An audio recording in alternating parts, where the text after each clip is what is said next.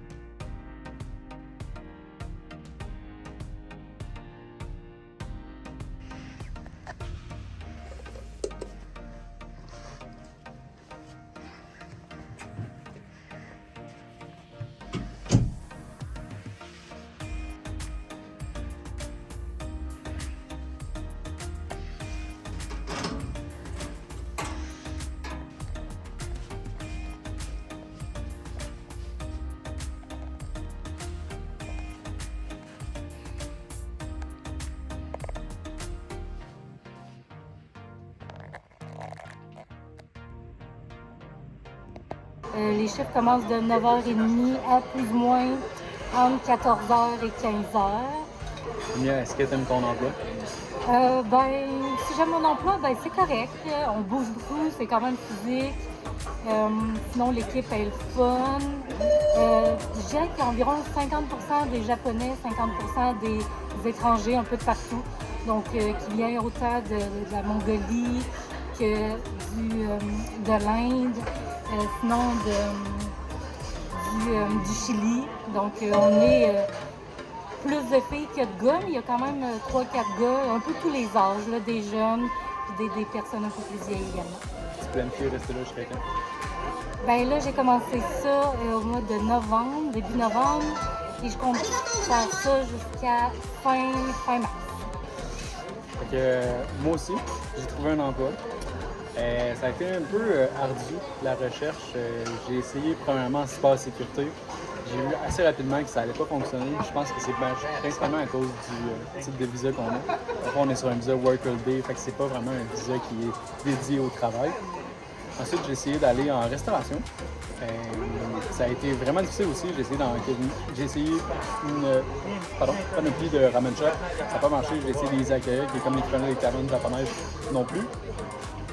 Ensuite, je me suis dit, je vais essayer de trouver une job dans un entrepôt. Quelque chose un peu similaire comme j'avais fait au Canac quand j'étais plus jeune. Moi aussi, j'ai trouvé un emploi. En fait, c'est dans un gros entrepôt réfrigéré, en fait. Ils font la livraison d'aliments congelés pour les restaurants. Je travaillais, en fait, parce que, spoiler alert, je ne travaille plus là-bas. Je travaillais avec plusieurs étrangers. En fait, j'ai travaillé avec un Allemand, un Anglais, j'ai travaillé avec une personne de Bangladesh. Il n'y avait presque pas de Japonais, il y avait juste un seul Japonais qui était mon leader, mon chef. Mais sinon, c'était vraiment juste des étrangers. La job en tant que telle, c'était quand même assez simple. En fait, on avait des trucks à déloader, des genres de gros containers. Puis, on faisait tout à la mitaine. Les boîtes les plus légères étaient de 15 kg et les plus lourdes étaient environ de 115 livres. C'était abominable comme emploi. J'ai jamais eu mal au dos comme ça. Je me suis dit que j'allais essayer de toffer le plus longtemps possible. J'ai réussi à toffer un mois. Puis après ça, j'ai décidé d'arrêter parce que physiquement, j'étais plus capable de continuer. Puis présentement, au moment qu'on se parle, je suis toujours en recherche d'emploi. Mais c'est vraiment un des plus gros enjeux au Japon pour le moment. C'est vraiment difficile de trouver un job en tant qu'étranger. Sinon, comme autre activité, qu'est-ce qu'on a fait durant les dernières semaines, Nick? Ouais. Fait que, comme activité, on a fait le mont Takao, qui est une montagne qui est environ 45 minutes, 1 heure de Tokyo. C'est super beau. C'est vraiment, il y a un petit temple au-dessus de la montagne. Quand même une grosse ascension. Si jamais vous le faites, je vous suggère très fortement de faire le téléphérique, ce qu'on n'a pas fait. Il y avait aussi un genre de, pas un zoo, mais non pas un genre d'emplacement pour les singes japonais, comme des babouins dans le fond. On va mettre des petits bouts de vidéo de temps en temps. Ça, c'était quand même bien. Qu'est-ce qu'on a fait d'autre? Ensuite, on a été visiter une autre journée le village, je me souviens plus du nom. Je vais le mettre sous nos visages pendant le nom de la place. Donc, durant le temps des fêtes, ça a été pas mal tranquille de notre côté. Parce que dans le fond, je suis tombée malade pendant quasiment, pas pendant quasiment, là, durant les 2 semaines du temps des fêtes. Donc, pas mal une des plus grosses grippes que j'ai vues Mia de sa vie. Puis j'ai l'impression que genre, tout le monde au Japon était malade parce que même, mettons, mon coach de Jiu, sa famille au complet était malade, à job de Mia se l'était. Et même à mon emploi aussi, tout le monde se reniflait. C'était vraiment, je sais pas quoi, il y a comme une grosse vague peut-être de COVID en fait, parce qu'on ne sait pas tester. Mais c'est ça, qu'est-ce qu'on a fait comme Noël? À Noël, on était dans un petit izakaya, c'était vraiment bien. On a mangé aussi des shabu-shabu, en fond, qui est comme un hot pot. C'est un type de hot pot qu'on n'avait jamais essayé. C'était vraiment cool, vraiment fun. Puis le jour de l'an, on a été manger un canard laqué parce qu'on n'en avait pas essayé encore au Japon. C'était quand même bon, mais je dirais que c'était pas le meilleur. Je dirais que le canard laqué de André Martel est beaucoup plus légendaire. Ensuite, sinon, dans les activités en tant que telles, quotidiennes, je dirais, je continue toujours à aller au Jiu. C'est vraiment mon activité que je préfère ici à faire parce que c'est un bon moyen de pouvoir pratiquer mon japonais. Puis dans le fond, de tisser des liens un peu, parce que c'est assez difficile aussi de tisser des liens avec les Japonais. Dans le fond, Tokyo est comme un peu réputé pour être une ville qui est un peu chacun de son côté. Mais ça, c'est quand même une belle occasion pour moi. Également aussi, j'ai été au Tokyo Auto Salon, qui est un des plus gros événements d'auto worldwide. Ça faisait vraiment longtemps que je le voyais sur YouTube. Finalement, j'ai eu la chance d'y aller. C'était vraiment cool, c'était gigantesque. Il y avait vraiment beaucoup d'autos, il y avait de tout. Tous les types d'autos, mais il y avait aussi beaucoup de compagnies spécialisées dans la modification de voitures que j'avais déjà vues dans des jeux vidéo. Mais là, finalement, les voir en vrai, c'était super cool. J'ai vraiment beaucoup aimé.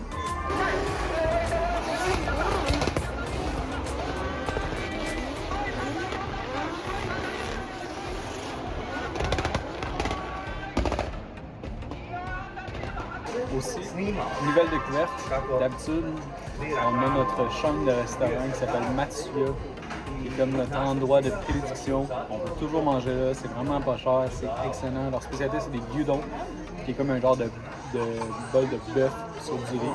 Mais là, récemment, ce qu'on a trouvé, c'est en fait sur VHC, on a vraiment commencé à aller à des restaurants qui s'appellent des teishoku. En fait, ce que c'est des repas japonais qui est une portion de riz, du sucre miso, des pickles, plus son repas principal. Servi sur des espèces de cabarets. Ouais, exact. Puis dans le fond, on a trouvé une chaîne de teishoku qui est incroyable, qui s'appelle Yoyai. C'est tellement pas cher, c'est écœurant, c'est vraiment beau comme restaurant. 10 sur 10. C'est vraiment notre révélation, notre découverte de ce voyage. Donc, si c'est qui conclut cette mise à jour, ça fait déjà 4 mois. En fait, on a passé le cap des 4 mois ici. Ça va vraiment vite. Pour résumer, tout va vraiment bien. On va sortir un autre vidéo aussi, très prochainement, avec des activités vraiment cool. À ne pas manquer, tout le monde. À ne pas manquer.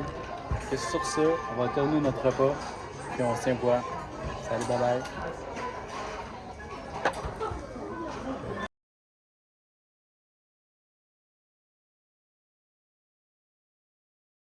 Notre première expérience de lavage à Tokyo.